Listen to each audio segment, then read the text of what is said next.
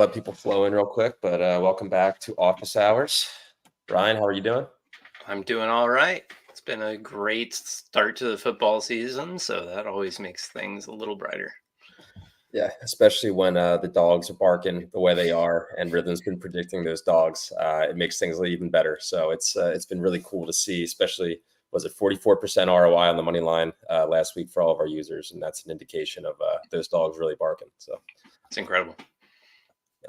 so here, why don't we do this? Why don't we get started a little bit more, just lighthearted in the sense of, why don't you give a quick just reintroduction for people that may be new to Office Hours, right? Who you are, why you are the expert when it comes to modeling data and Rhythm. I think that would just be helpful for the audience real quick. Yeah, of course. So, Brian Beachkofski, and I have come up as a data science guy. So, I started my undergrad in mechanical engineering from the Air Force Academy, went to Georgia Tech, got my master's in aerospace engineering, worked in the Air Force Research Lab doing modeling of jet engine components. And while I was there, got my PhD at Wright State University in probabilistic analysis and reliability. Then also got my MBA from MIT. So I've been in school a lot. But what I've been doing with that with that knowledge is, like I said, starting off in jet engine reliability analysis, went to the Pentagon, did some numerical analysis in trend analysis and future forecasting, which was a really cool job.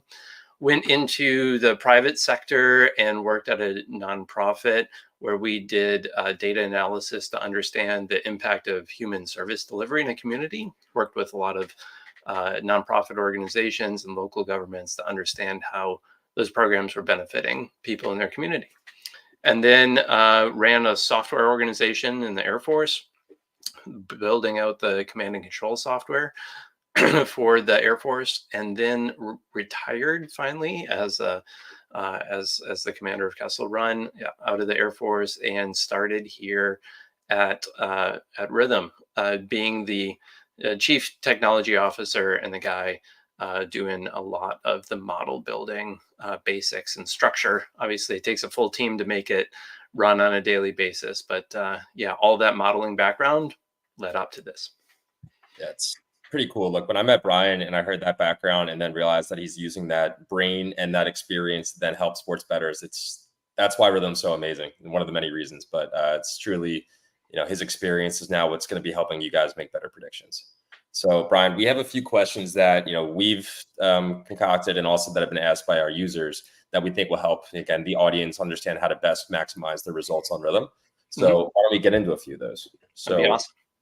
First up, do my models learn and get better with every game? It's a great question. So the model itself is trained at the time it's built. And what we do in that training process is use the historical data to be able to say, with your particular preferences, what are the weights within the algorithm to be able to make a prediction. So when the data comes in, it'll make a prediction on every spread and every total and convert that into a total, spread, and money line bet with a difference to market and understanding of whether or not that is in a zone where it has that model has had a best performing ROI. So we do that for all things. But when it's trained, those are set into the model. And what does improve over time is the week one predictions are obviously built on where we think the team will perform over the course of the year. But we don't have any on-field data to show how the team is going to be doing that particular season. So as games come in, we rely less on those prior estimates of what we think a team's performance is going to be and can judge it based on actual on-field performance. And we do that not just by looking at the scores, but we adjust the stats based on strength of opponent to get an understanding of where a team is based on their strength of schedule, what their quality of play is, and be able to pull that together. So that's how one way it does improve over time is we go from having to have an estimate of how good teams are to actually knowing what their performance is going to be. The other thing that makes the models improve over time the more you track bets, you'll pick up on these patterns, and we're working some ways to automate this of where they perform best. So we've had some users say, "Man, these are great in the group of 5 conferences for college football." So getting out of the Power 5 and finding smaller schools, and there's a big advantage there. I found one of my totals is just really good when it recommends an over. It's very good at overs, and the unders are probably more balanced. So what I have found is that I'm just tracking those overs, and my performance is growing over time. So you'll find places where your models are really good at finding differences in the lines, and you'll have a bit more accurate reflection of what the actual quality of each team is. That'll give a more true prediction. So yes, I think you'll see performance does improve over the course of the season, even if the model itself is locked in at the time it's originally trained. All right, that's a great answer, Brian. Again, if you have comments or questions as Brian's giving some of these explanations, please leave them in the chat. And then what we'll do is continue down against some of these questions that we have prepared for you guys to, again, help you maximize your experience on Rithmm. Next up, what is the best way to use the research page? Yeah, so one of the cool things that we've added in is the research page, because I found, and many users have also said that when they're looking at a game, what they want to do is check back and see, okay, what are the stats for that team? How do those teams match up against each other? So you're looking at the prediction out of the model, but then trying to go to, and until we have the research page, go to a different site and pull that information in for informing the rest of the decision. Well, now with a research page, you can do that. You can do that directly inside the app, and you don't have to go to another app. You don't have to go anywhere else. All that information is right at hand.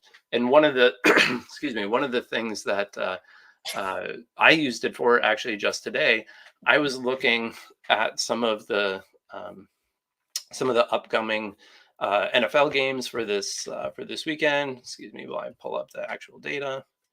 This is running around. Sorry, my computer's freaking out here. Was looking at, where is my predictions? Specifically the Eagles, and they're playing the Bucks, aren't they? They sure are. Yeah. So I was looking at that, and I was like, okay, so this is gonna come down to some interesting things. The matchup is a little right now. It's under 2 points on the spread. It's going to be close, but I was like, where is the difference between the teams? What's it going to come down to?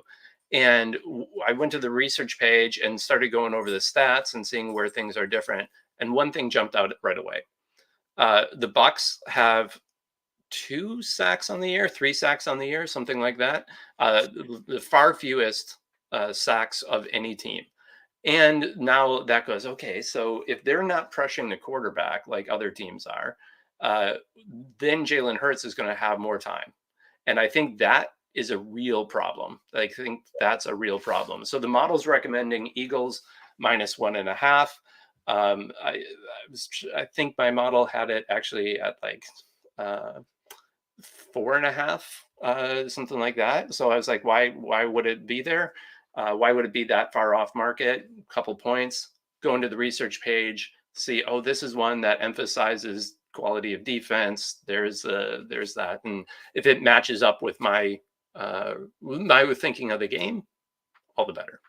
And that's a really interesting point, right? Because as an Eagles fan, right, I'm looking at that game from the perspective of a fan, and yeah. I think that obviously, I think and hope the Eagles will win every game. That's not always going to be the case. But then when I can go back and look at research like that, that again makes me think back to what are some of the biggest issues the Eagles have faced.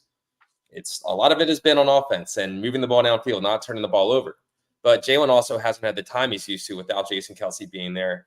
Lane Johnson got hurt last week. Yep. But we still have talented offensive linemen. That makes me think that if they're not going to be pressuring the way that, even the Saints were pressuring the heck out of Jalen last week. Yeah. So if he has a little more time, that's going to open up, again, even without A.J. Brown, Devontae Smith, I think is questionable. Like, he can still use his legs. He can still get the ball to Goddard or some of the running backs. But look, I think that's, again, the great way to use research is to validate your own thoughts and then pair that with the predictions, and you feel really confident making that decision. So that's a great answer, Brian. Yeah, Great that's exactly example. how I do it too. Go and say, okay, what would have to be true for this to not work or whatever, and then go in and you have the data right there to support it. Yep. Next up, let's see what we got here. If the trends in the graphs disagree with the prediction, what should I do? Yeah, another great question. One of the things that we are trying to do is build a betting process, right? If you want someone to just tell you what to do, that's where tout services are meant for. That you don't have to do any of the thinking. You don't have to go through. It's just like boom, it tells you what to do, and then you go off and you're out of the process. What we want to do is bring all that information to you so you can make that decision. So this happens quite a bit where there's a recommendation, but then I pull up that trends and I'm like, ooh, I don't like that, right? Like I don't see it. And maybe it's recommending the under. The guy's been over the last couple of weeks, and then I look at the matchup. I'm like, oh, that's not like it's not going to be a terribly different matchup than what happened the last couple of weeks. I just stay away. And that's really good with props where there are so many props available. You don't have to pick them all. You don't have to go through and having all that information there to say, okay, I think this one is good. This one I'm less confident in. That's part of the process. What I think is great about Rithmm, and let's talk about it here in terms of college football. You don't have an opinion about. I don't have an opinion about Long Island University's football program, Shout right? out Adam Rosenberg. That's his Yeah. new favorite team to bet on because of Rithmm. So Yeah, right. But there, boom, it has a recommendation, and you go, oh, let me dig into that one a little bit further, and then you can say, okay, actually, this is confirming what's there. I like it, and I'm going to make it happen. So that's what is awesome. Is it gives you an opinion about every open line. You can go in there and see, okay, do I like that one or do I move on? There's plenty of options for you to pick from, and then using that trend analysis to say, okay, this does make sense, this doesn't make sense. I saw one today as well. There is a player prop. I can't recall it off the top of my head, but it's been over the last 2 weeks, and they keep raising the line on them, and we're still projecting over that line. So sometimes you can find with that you go, oh, we're pretty far off of the line here. What's going on? And then you see with the trend data that he's been 20 yards over the rushing total for the last 2 weeks, and it's like, okay, that makes sense. So I don't hesitate to stay away from a bet. There's so many options out there. Find the ones where it confirms and you feel confident. yeah. The two things that you just said that I just want to go back on are, one, feeling confident before making a decision. And that's why we have multiple levels and layers of data to give you. We have the prediction, but we Yeah. also have this data and the research to help you. Again, you should be doing more research than just seeing something and going to take that. Yeah. Right? Like, this is your money. We're not trying to spend your money. We're trying to help you be more confident, be more successful. And that's the whole point of Rithmm, is giving you all of the data that we have and making it easily accessible for you. So make sure that you're doing your research and you're really checking out and feeling confident in that decision before placing a bet. Second thing I want to touch on is LIU, right? Like, people find new favorite teams or new games to watch because Rithmm gives them the ability to watch those games and have a say on something that otherwise, I didn't know LIU had a football team. Like, that's cool because now, I don't even know where you go watch that. But ESPN people, Plus. Tell me, I subscribe now to ESPN Plus solely because I can watch those games. And when it comes to a college football or a college basketball season, yeah. the number of games you can watch there is unbelievable. Oh yeah, college basketball's amazing. I mean, it's just because, especially on a nightly basis. I know Megan's like a huge St. Mary's fan because she will watch those late night games and use Rithmm to get predictions there. So Yeah. again, two things: just always be confident and make sure you're doing as much research as possible, but you can do everything within Rithmm. And two, again, bet on some different teams that you maybe don't know as much about, but do your research, learn about them. Adam Roseberg is now the LIU football expert. I don't think Adam ever expected to be able to do that, but because of Rithmm, he is, which again is really cool. So, great answer there, Brian. Next one. I think this is a really good question. I'm excited to hear this explanation myself. How are spread and money line predictions related? Yeah. So what I was saying before with the models, what's inside the model are actually two separate predictions that are made. One is with the totals, one for the spread. And then obviously, if you combine the total and the spread, you can get what you think the individual score line is going to be at the end.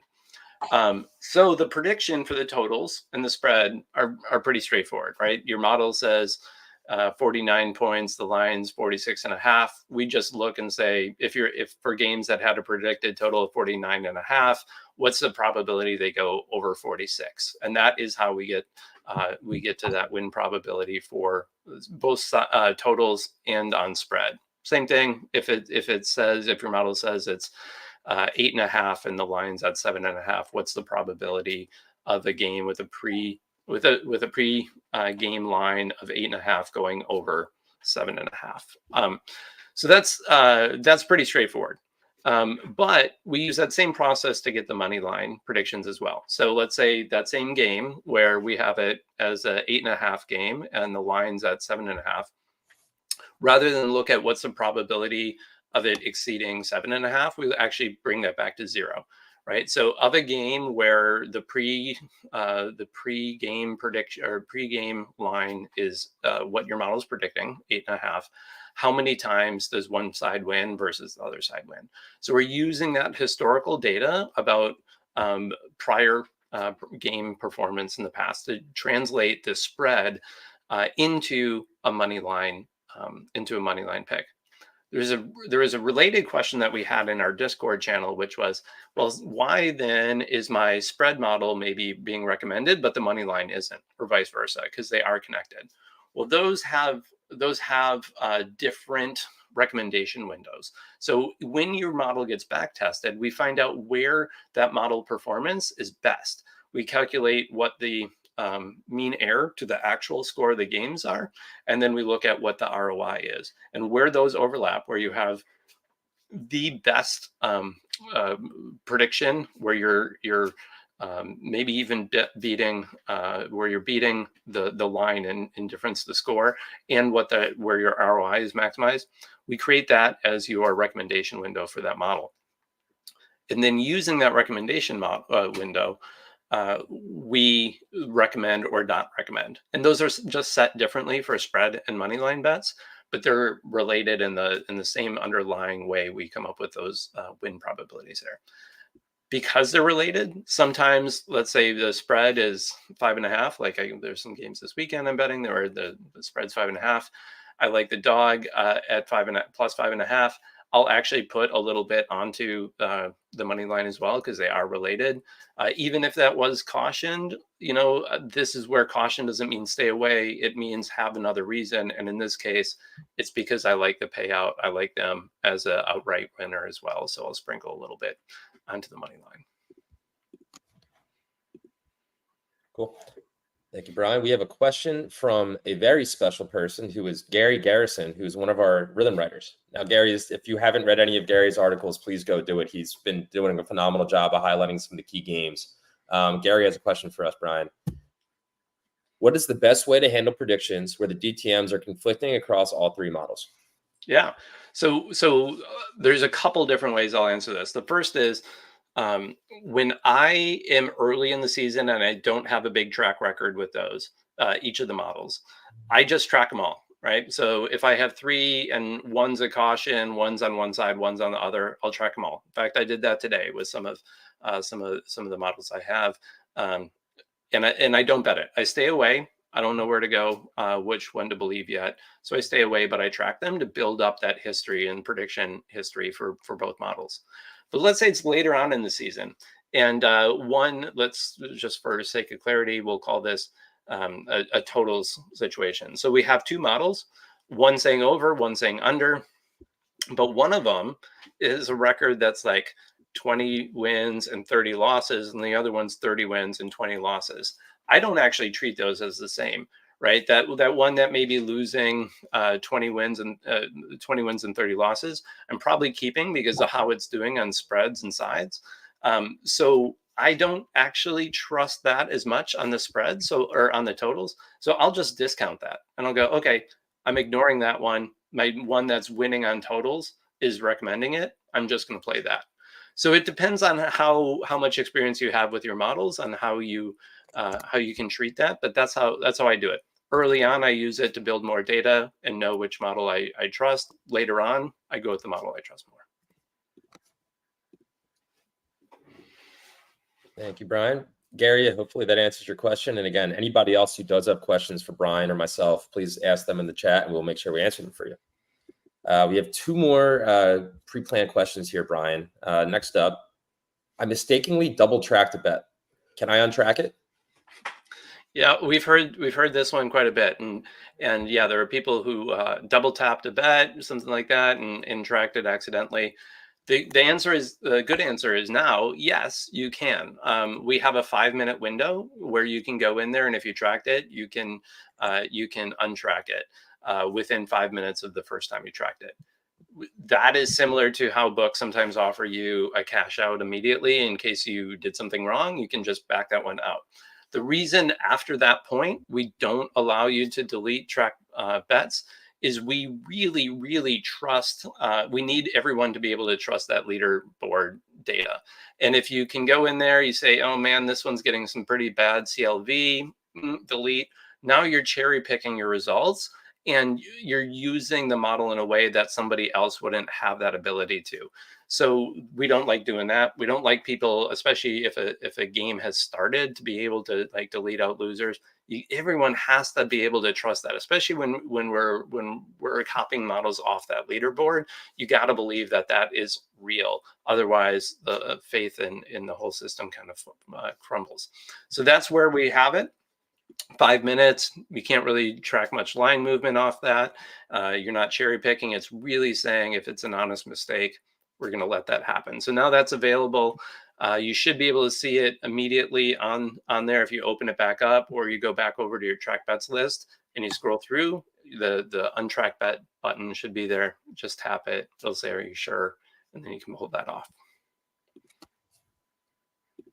Yep, I know a lot of people, they press something, they don't mean to do it. It can be frustrating if you can't do anything to solve that. Yeah. Now, I think, again, the other thing that's important is, again, we don't want people going and untracking something because that also then skews the success of their models. And now that we have the leaderboard, it's of the utmost importance that that leaderboard is truly representing the success of these models and not people who just want to, again, the traditional capper method of just showcasing success and not the bad ones. So that's a great feature. And yeah, if you do have that happen, it's pretty easy to untrack now. So take advantage of it. Last pre-planned question we have here, Brian. And again, any other questions, please ask them in the chat. But how do you build a bankroll? Yeah. So bankroll management is a huge part of being a better.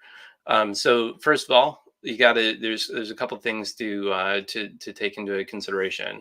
One is what's your unit size, right? Like you don't want to bet everything on one or two bets. You have the bankroll management. Typically, 2 to 5% is a unit size for you. Um, so that is the first step, is just knowing what your unit size is. The other thing you have to be aware of is your value at risk. So if you have let's say a 2% unit size, but on a college football Saturday you got 50 bets out there, your entire value at risk is there. So there has been some math that's been done that says, okay, how do you actually do unit size based on value at risk? This is the Kelly criterion. And there's specifically some other pages that go through and how do you use Kelly criterion with multiple bets at the same time. I generally just I don't even do that. I don't go through the trouble of calculating what the reduction of the unit size would be for multiple value at risk. I just don't want to have more than 25% of my bankroll exposed at any given time. Let those play out and come back in. So that's just kind of a rule of thumb. I have different people manage that bankroll differently, but I first thing is setting a unit size. Second is understanding your value at risk. Third part would be how do you handle varying your unit size, because there are times you should bet more or less than 1 unit. And that is based on your edge. Again, Kelly criterion goes into this. If you're familiar with it, you can go ahead and apply that. Most people use quarter Kelly because you get high variability if you use the full or even half Kelly recommendation. So a quarter Kelly is basically where you get to that 2% bankroll. One other thing to keep in mind is when you make that bet, how do you change it based on the odds for the payout, right? So if one of the more traditional ways to do it is you bet on a to win amount, you keep that the same. So if your unit size is $100, the odds are -110. You would put down the -110 to win 100.